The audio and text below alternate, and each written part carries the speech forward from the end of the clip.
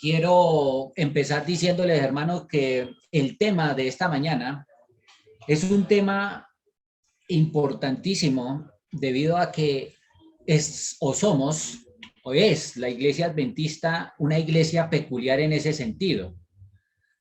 Nosotros como cristianos adventistas eh, nos diferenciamos de las demás iglesias en el tema que tiene que ver con la explicación profunda de la doctrina del santuario. En Daniel capítulo 7, por ejemplo, para los que estudian y pueden entender estas cosas, estas profecías bíblicas, en Daniel capítulo 7, usted se va a dar cuenta de que allí hay 4 reinos o 4 bestias, que habla de un león, ¿se acuerdan? De un oso, de un leopardo, de una bestia de 10 cuernos, y habla de un cuerno pequeño. Cuando usted mira este capítulo 7, el propósito de Dios no es tanto mostrar esos reinos, sino mostrar la escena de juicio donde hay un, un Padre celestial que está sentado en su trono, un Hijo del Hombre que se acerca ante el Padre y un río de fuego, y dice que millares de ángeles que asisten a ese juicio. Es decir, el capítulo 7 se enfoca en la escena de juicio y no tanto en la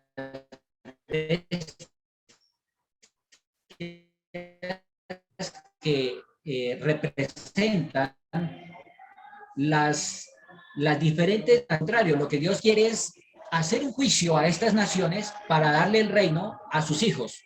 Y para eso tiene que, o se enfoca en el capítulo 7, en el verso 9 hasta el verso 13, en esa escena de juicio. Ahora, cuando usted compara el capítulo 7 y el capítulo 8, va a notar que el capítulo 8 es similar, solo que cambian, digámoslo así, los símbolos. Es decir, en el capítulo 7 hay el imperio de Babilonia, de Medo-Persia, de Grecia, de Roma, ¿sí? Pero en el capítulo 8 usted encuentra a un carnero que simboliza Medo-Persia, a un macho cabrío que representa a Grecia, el cuerno notable es el primer rey de Grecia, y dice que cuando el cuerno notable, que es el primer rey de Grecia, es decir, Alejandro Magno, se dividió o murió, dice que los 4, ¿sí? El imperio de Grecia se dividió en 4 partes, que fue Casandro, Lesímaco, Seleuco y Ptolomeo. Cuando se divide ese imperio, el imperio de Grecia, surge un representante del cuerno pequeño, es decir, del imperio romano, que es el cuerno pequeño. Y después de todo eso, Dios se enfoca nuevamente en la purificación del santuario, es decir, la escena de juicio o el juicio investigador. En otras palabras, ¿por qué Dios en el capítulo 7 simboliza a estos reinos con bestias como el león, como el oso, como el leopardo? Y en el capítulo 8 vuelve y dice, vea, este carnero, este macho cabrío representa a esos imperios. O sea, ¿para qué repetir eso? Pues lo que Dios está pretendiendo es mostrarnos que estos 2 animalitos, el carnero y el macho cabrío, eran utilizados en el santuario terrenal el día de la expiación o el día del juicio. Sí, qué interesante, noten qué interesante. Es decir, que eso es lo que estamos tratando de entender. Es decir, la purificación del santuario es el énfasis en el capítulo 8. No tanto que Medo-Persia es el carnero. No. Aquí lo que Dios está diciendo que esos animalitos eran utilizados en la fiesta de Yom Kippur, como lo llaman los judíos, o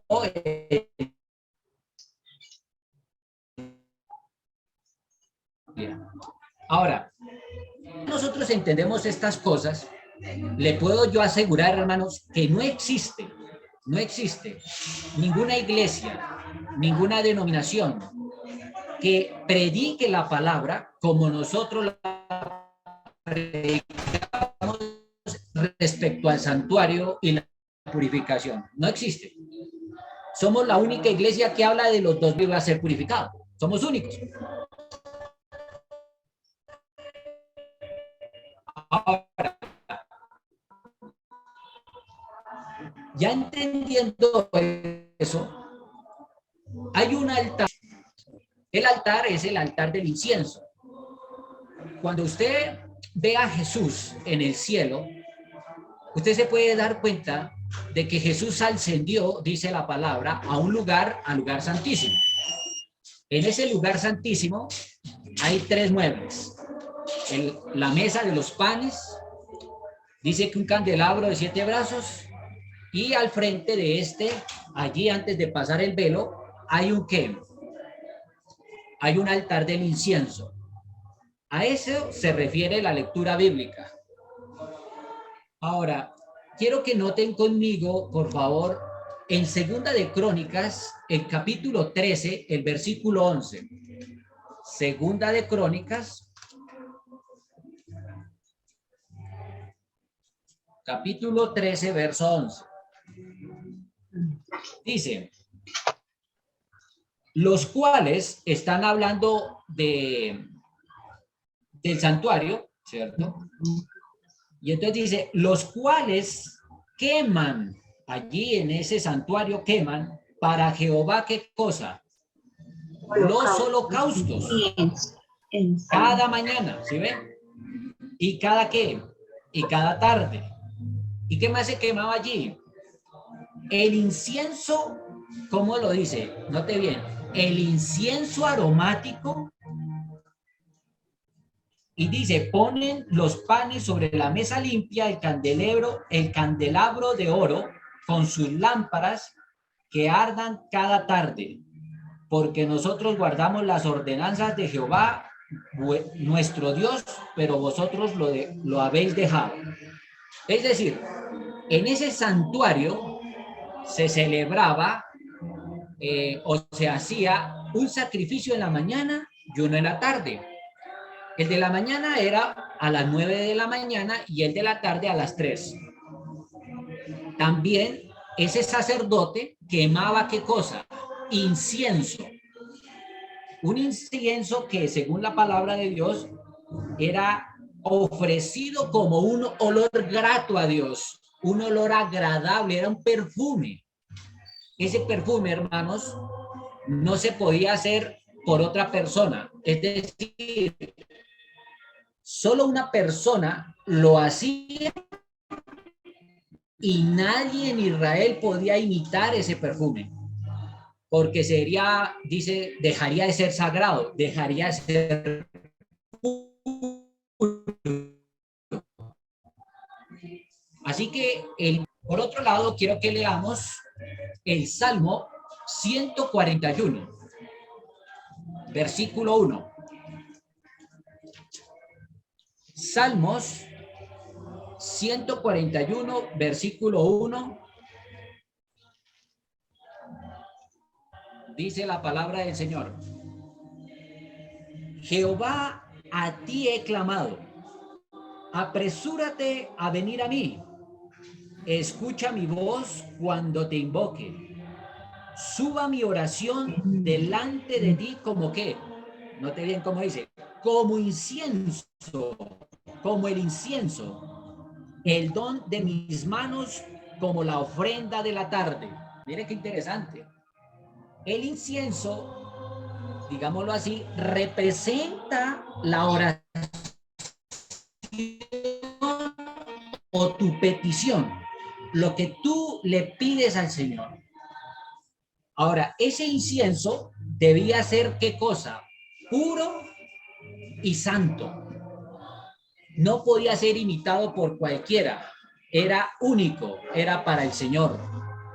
Ahora, ¿qué representa ese incienso?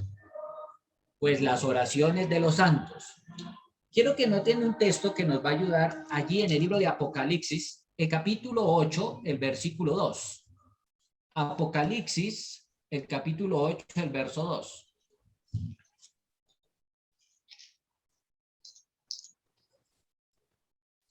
Cuando hubo tomado, dice la palabra,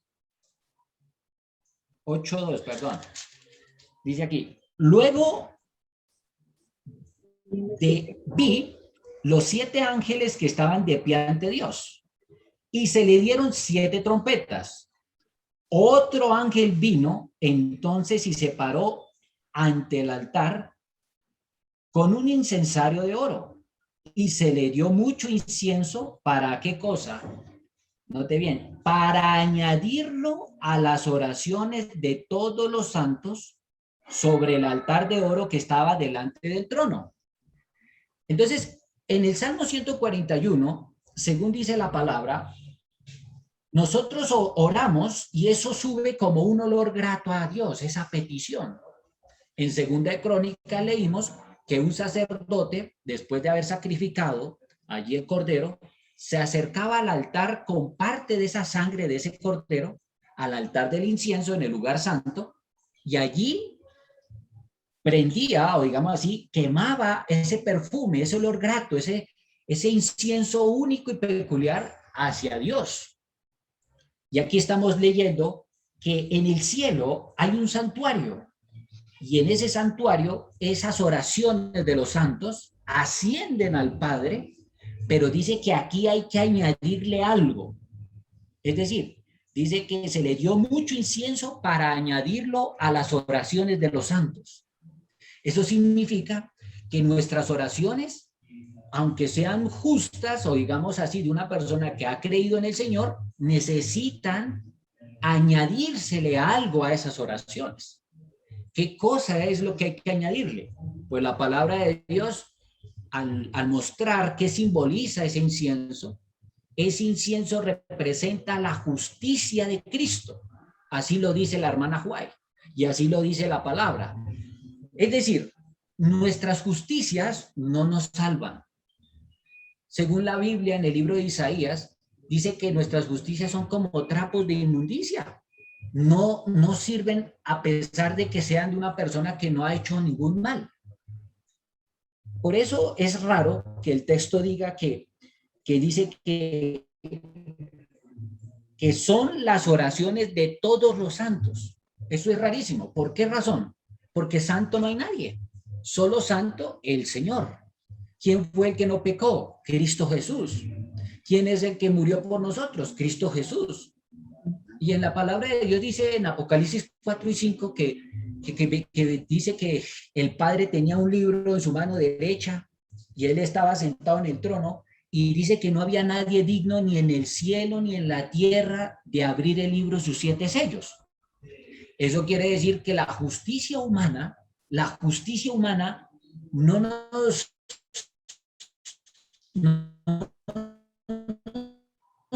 acredita ni siquiera para ir, no es por eso que quiero profundizar un poco más a través del libro de Romanos, el capítulo 5, el verso 18.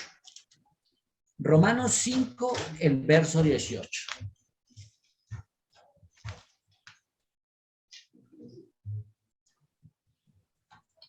Vamos a ver. Dice la palabra de Dios. Vamos a leer hasta donde dice hombres. Note bien lo que dice. Así que por la transgresión de uno vino ¿qué cosa? La condenación de todos que los hombres. Note bien ahí estas dos palabras. La palabra transgresión, ¿cierto? Y la palabra condenación. Ahora pase por un momento al verso 19. Y lo mismo, vamos a leer hasta donde dice pecadores. Dice el verso 19. Así como por la desobediencia de un hombre, los muchos fueron constituidos, ¿qué cosa? Pecadores. Es decir, para Dios, según dice aquí, la transgresión trae condenación.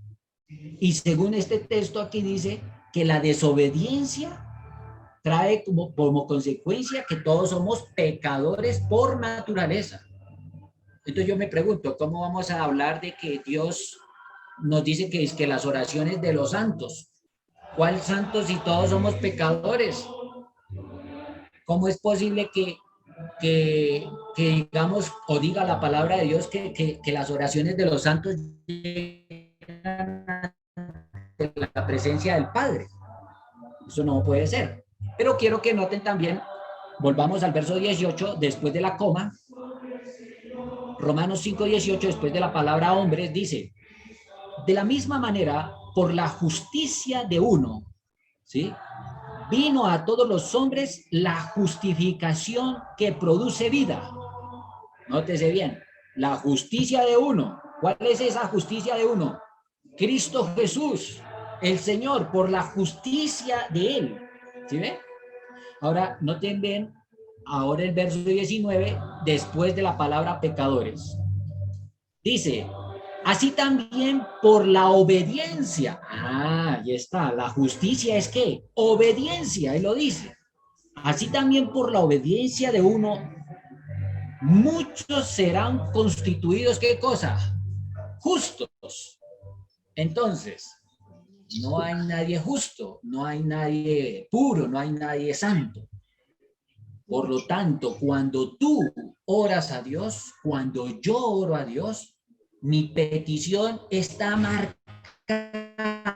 está, digámoslo así, señalada por mi egoísmo, está manchada, pero asciende al Padre.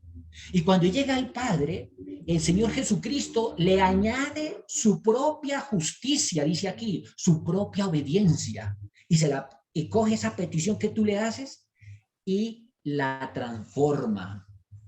¿Por qué la transforma? ¿Por qué necesita ser transformada? Porque se la va a presentar al Padre, porque se la va a presentar como un olor grato, como un incienso agradable, no como nosotros la presentamos, porque nosotros la presentamos es con nuestros méritos humanos, ¿no? Entonces nosotros decimos, ay Señor, yo quiero esto, y quién sabe qué motivos reales está detrás de eso. Es decir, lleva la mancha del egoísmo, mientras que Jesús coge esa petición y se la presenta al Padre como un olor grato, sin egoísmo, sin mancha. ¿Para qué? Para que el Padre Celestial responda conforme a su voluntad. ¿Cómo les parece eso? ¿Les parece bueno o malo? ¿Mm? Hermoso, porque el Señor Jesús es lo que hace. Miren qué pasa. Cuando nosotros hacemos una petición, o las peticiones de esta humanidad, nuestra petición está marcada por el egoísmo, por el amor propio.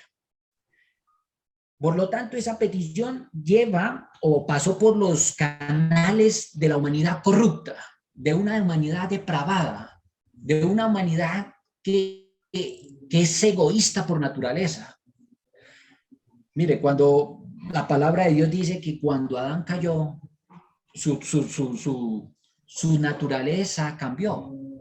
Su naturaleza pura y su inclinación hacia lo bueno se convirtió en una inclinación hacia lo malo. Es decir, ahora él le gustaba hacer el mal. Sus oraciones fueron cambiando. Son peticiones egoístas. Entonces yo me pongo a pensar, hermanos, nosotros, por ejemplo, yo solo pregunto, yo digo, ¿cuántas veces nosotros oramos por la gente que nos rodea? ¿Qué hacemos nosotros por la gente que conoce este mensaje? Eso demuestra hasta dónde nosotros somos amorosos o egoístas, ¿no? ¿Qué peticiones yo elevo ante Dios? ¿Qué le pido yo al Señor? Puede ser de pronto solo mi comodidad, mi confort, pero ¿qué pedía el Señor Jesús, no? Esas cosas me llevan a mí a pensar que necesitamos que la petición que ascienda al cielo, el Señor Jesús la tome y se la presente en un olor grato a Jehová. Eso es lo que necesitamos. Ahora, mire que hay otro texto aquí en el libro de Apocalipsis que habla de eso. Necesitamos Apocalipsis capítulo 5.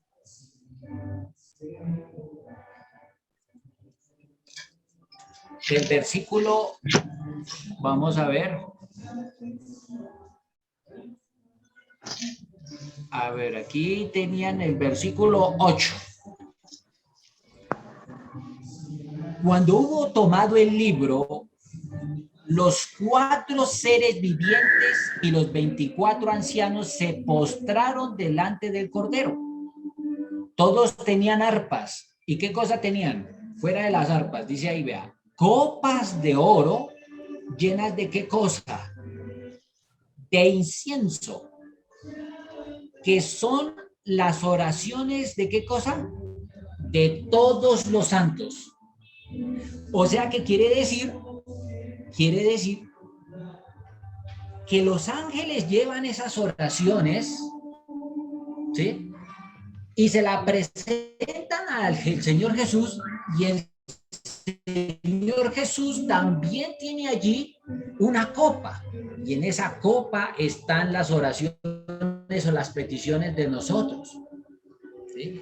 Entonces dice, y cantaban un cántico diciendo, un cántico nuevo diciendo, digno eres de tomar el libro y sus 7 sellos, porque tú fuiste inmolado y con tu sangre nos has redimido para Dios de todos los linajes, lenguas, pueblo y nación. Nos has hecho para nuestro Dios un reino de sacerdotes y reinaremos sobre la tierra. Entonces, ahí está.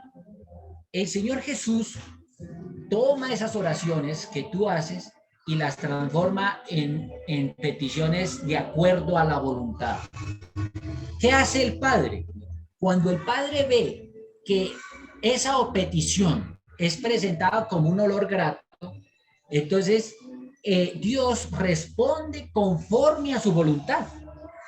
Dios llega y dice, yo te voy a responder por amor a ti, por tu justicia, por tu obediencia. Te voy a responder, y responde entonces, y por eso es que nosotros tenemos lo que tenemos, ¿cierto? Dios nos está respondiendo. A veces Él responde sí, a veces Él responde no, y a veces Él dice un poco, espera un poco. Ahora, una vez yo me encontré un amigo, y ese amigo me decía, mira, yo le he pedido a Dios que me dé trabajo. Y le dije, ¿y usted qué hace? Y él me dijo, yo soy mecánico. Yo soy mecánico y tengo las herramientas y tengo el taller, pero no me llega ningún cliente. Y yo soy experto, yo hace muchos años vivo de esto. Entonces yo le pregunto a Dios, Dios mío, ¿por qué no me contesta? Yo necesito trabajar, necesito pagar un arriendo. Entonces en ese momento él dijo, yo quiero que alguien por lo menos se estrelle y que venga ese carro a mí y yo lo pueda arreglar. Entonces él, su petición era, digámoslo así, pues una petición de trabajo, pero egoísta, porque él quería que pues las personas se estrellaran para que vinieran a él. Y sonó pues chistoso, pero así es, él vive de eso. Entonces en ese momento yo le dije, ¿y qué tal que Dios le esté diciendo en realidad a usted que ya le contestó, que ya le dijo que sí? ¿Sí? Y usted está esperando una respuesta diferente. O sea, ¿por qué no acepta usted la voluntad de Dios? Y entonces él en ese momento dijo, pero si yo tengo que pagar un arriendo y no trabajo, ¿qué hago? A ver, dígame usted qué hago. Entonces yo le dije a él así, ¿usted quiere ir al cielo? Dijo, claro, yo quiero ir al cielo.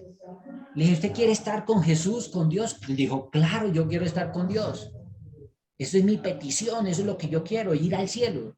Le dije, pero sí sabe que para ir al cielo hay que tener paciencia. Para ir al cielo hay que tener unas cualidades, unas cosas importantes en nuestro carácter. Y él dijo, ¿cómo así? ¿Por qué? Porque es que tú no puedes entrar con esta naturaleza. Tú no puedes entrar pensando, o sea, siendo impaciente, sin confiar en la palabra de Dios. Tú no puedes ir al cielo así. Tú tienes que aceptar a Cristo. Tú tienes que aceptar su voluntad. Esa fue lo que yo le dije. Entonces él él comenzó a pensar, digo, ¿cómo así? Digo, sí, mire, porque si por ejemplo aquí, en este momento, usted se desespera porque no tiene trabajo y desconfía de Dios, entonces, si usted estuviera en el cielo, ¿cómo sería?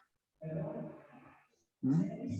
Así que Dios tiene que producir en nosotros un cambio en nuestro corazón, un cambio en nuestra naturaleza. Tiene que transformarnos, tiene que ayudarnos a confiar. Dios tiene que permitir que el corazón sea probado en el fuego para saber qué es lo que hay en nuestras vidas. Entonces, Dios muchas veces no responde conforme a lo que nosotros le pedimos porque Dios sabe que esa petición no está de acuerdo a su voluntad y no nos lleva al cielo.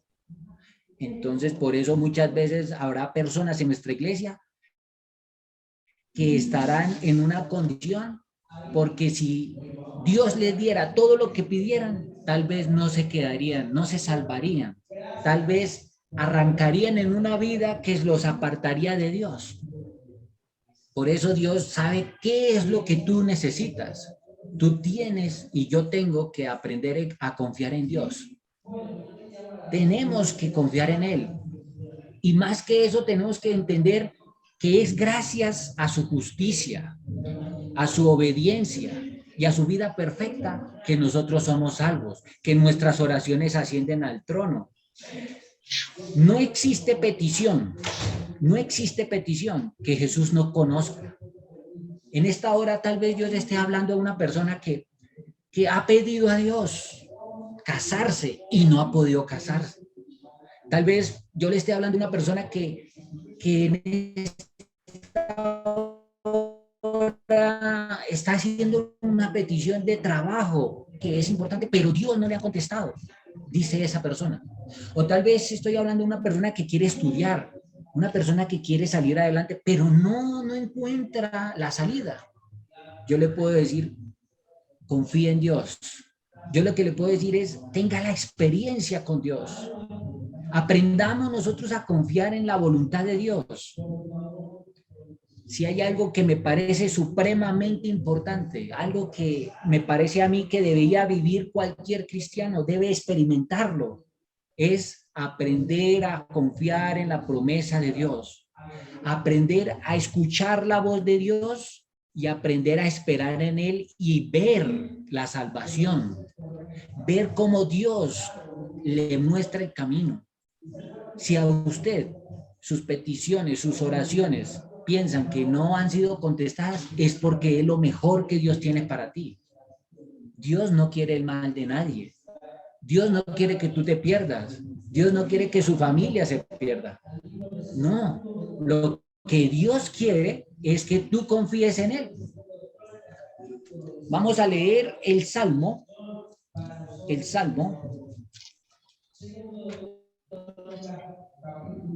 34.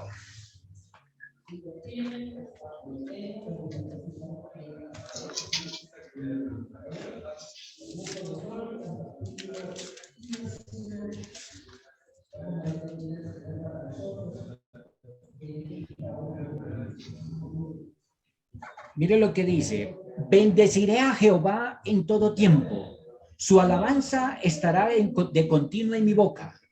En Jehová se gloriará mi alma, lo oirán los mansos y se alegrarán. Engrandeceré a Jehová, engrandece a Jehová conmigo y exaltémoslo aún en su nombre. Busqué a Jehová y ¿qué pasó? Y él me oyó, me libró de todos mis temores. Los que miraron a él fueron alumbrados y su rostro no fueron avergonzados. Este pobre clamó y Jehová lo oyó y lo libró de todas sus angustias. Mire qué interesante. El Señor sabe cuál es tu petición. El Señor sabe, pero tienes que aprender a experimentarlo, a confiar en Él. Los jóvenes tienen que aprender a vivir con Él. Tienen que aprender a escuchar su voz, a saber cuándo Dios dice sí, cuándo Dios dice no. Hay otro salmo también que se estuvo estudiando por estos días, es el Salmo 22. el Salmo 22. Y en este salmo se nota la experiencia del rey David frente a la persecución de su propio hijo, de su propia sangre.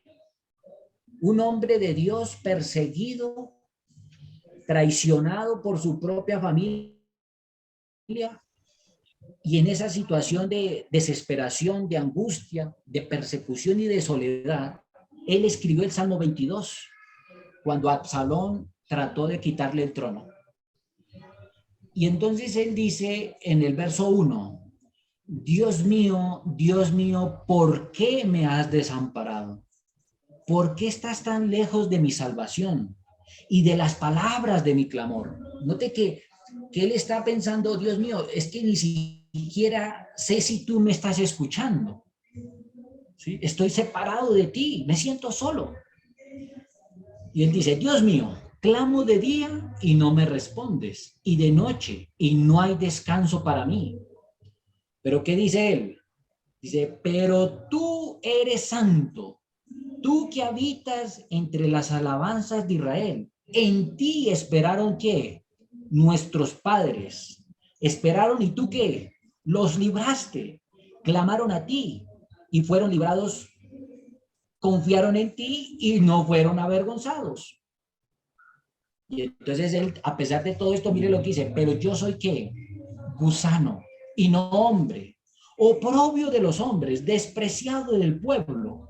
Todos los que me ven se burlan de mí, tuercen la boca y menean la cabeza diciendo, se encomendó a Jehová, que lo libre él, sálvelo, pues en él se complacía. O sea, la angustia de David es tremenda, pero tú eres el que me sacó del vientre, el que me hizo estar confiado desde que estaba en el regazo de mi madre. A ti fui encomendado desde antes de nacer, desde el vientre de mi madre, tú eres mi Dios. No te alejes de mí, porque la angustia que está cerca y no hay quien me ayude. Me han rodeado muchos toros, fuertes toros de Basán, me han cercado. Abrieron contra mí su boca, como león rapaz y rugiente. Mire qué interesante. Ahora mire cómo él dice, he sido derramado como el agua y todos mis huesos se descoyuntaron. Mi corazón fue como cera, derritiéndose dentro de mí. Como un tiesto seco se secó mi vigor y mi lengua se pegó a mi paladar. Me has puesto en el polvo de la muerte. Perros me han rodeado, me han cercado banda de malignos. Desgarraron mis manos y mis pies. O sea, estamos mirando este salmo a un hombre totalmente angustiado, a un hombre que no tiene salida. Estamos mirando que él ora por liberación, por un camino, por una puerta, por un camino de luz y no encuentra ninguna respuesta. Yo les pregunto, ¿habrá alguien que ha hecho muchas peticiones a Dios y ya no cree que Dios le contesta? Yo quiero decirle algo, si no confiamos nosotros en Dios, si nosotros no creemos en Dios, si no le crees a Dios, es difícil que tú puedas ver la mano de Jehová, ser librado del camino de la perversión.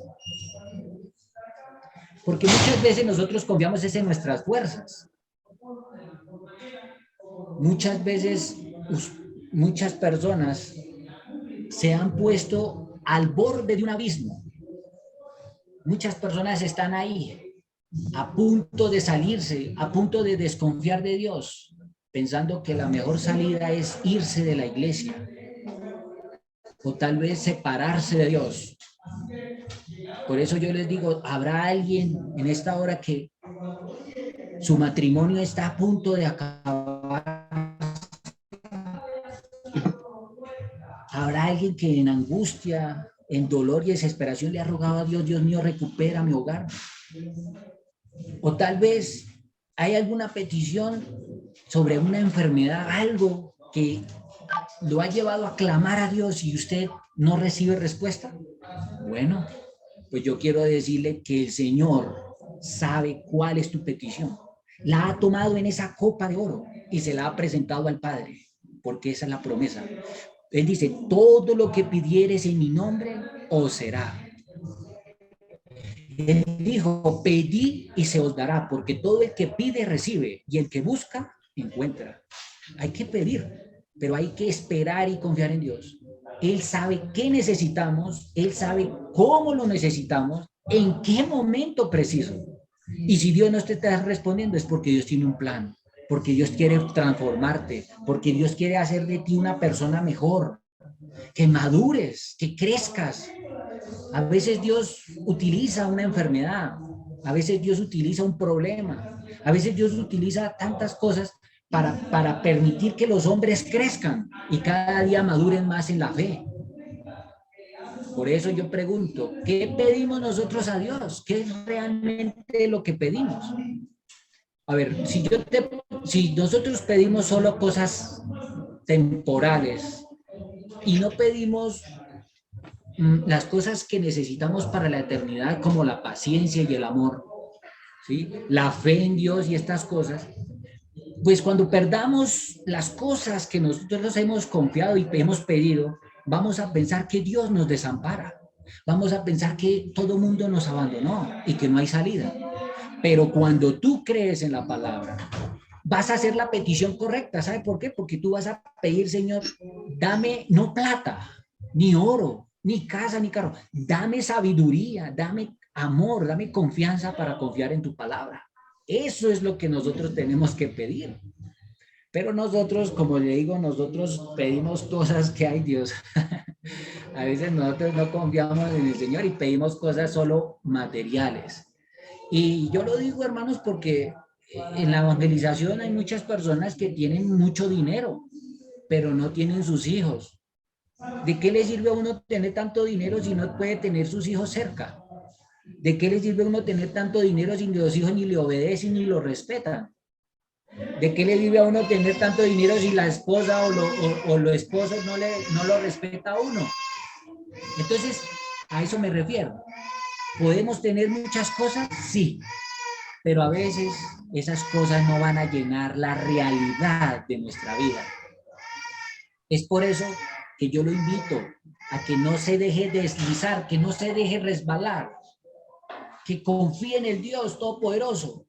Si es que está pasando por una necesidad económica, no se deje resbalar. Confíe en Dios, que Dios es bueno. Eso dice la palabra. Los salmos dicen, Dios es bueno con Israel. Dios sabe que tú confías, necesitas de él. Así que si tú quieres en esta hora creer en esa promesa de que la justicia de Cristo, de que la obediencia en Cristo es lo que nos va a dar la solución, ¿sí? Nos va a resolver todas estas problemas, todas estas cosas. Entonces yo lo invito a que ore, yo lo invito a que pida al Señor y que no se canse. ¿Tienes un problema? Óralo, llévalo a Dios. Problemas de cualquier índole, lléveselo a Dios, pida a Dios que oren por eso. Y va a ver, hermano, la mano del Señor. El Señor le va a contestar. Le va a dar una salida, le va a poner pensamientos correctos, le va a dar paz a su corazón, le va a dar amor, le va a dar confianza en la palabra. Y eso es lo que nosotros necesitamos realmente. Tú no necesitas tantas cosas, tú lo que necesitas es estar en paz con Dios para poder ver las cosas como son, para poder ver lo que el Señor quiere.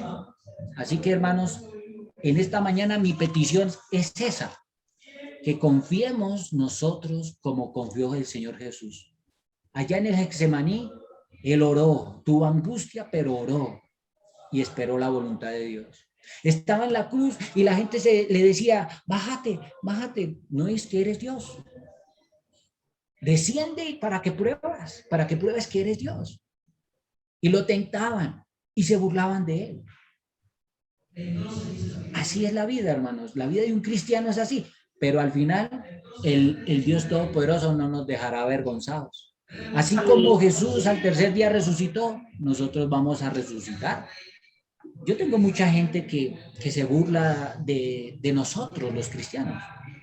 Yo tengo muchos amigos o compañeros de deporte que ellos se vienen burlando de todo lo que es el cristianismo. Pero cuando llega el problema y las dificultades, ¿a dónde van a ir? A nosotros. y dicen, oye, usted no puede hacer una oración que está que se me muere mi papá por el COVID-19. Oiga, tengo una pregunta. Desde que yo escuché ese tema, a mí me ha ayudado mucho, ya que yo no entendía esas cosas así. Es decir, tanta burla y tanta cosa, pero la realidad es que el evangelio se está llegando a todos los corazones. La verdad es que de cierta manera el Espíritu Santo está obrando. Entonces, a veces nosotros no soportamos ni la prueba y ya estamos pensando en separarnos del Señor, en no pedirle a eso ayuda. ¿Sí me hago entender? Es por eso que yo les quiero invitar a que confiemos y sobre todo que experimentemos la presencia de Dios. Eso es para mí importante, que yo pueda decir, Dios mío, Dios me contestó esta oración, que yo mismo diga eso, que yo diga, Dios mío, el Señor me contestó y solo lo sé yo. O sea, es algo, una petición personal, individual, íntima. Eso es muy bonito. Yo lo digo porque así es lo que creo yo que todo el mundo necesita, conocer a Dios, ver su mano. Y eso fue lo que Jesús experimentó. Por eso Él no se bajó de esa cruz y por eso murió y por eso fue obediente hasta la muerte. Que esa sea nuestra petición, que esa sea nuestra oración, Señor. Ayúdame, transfórmame, ayúdame a ser obediente como tú. Bueno, hermanos, que Dios los bendiga, que Dios los guarde.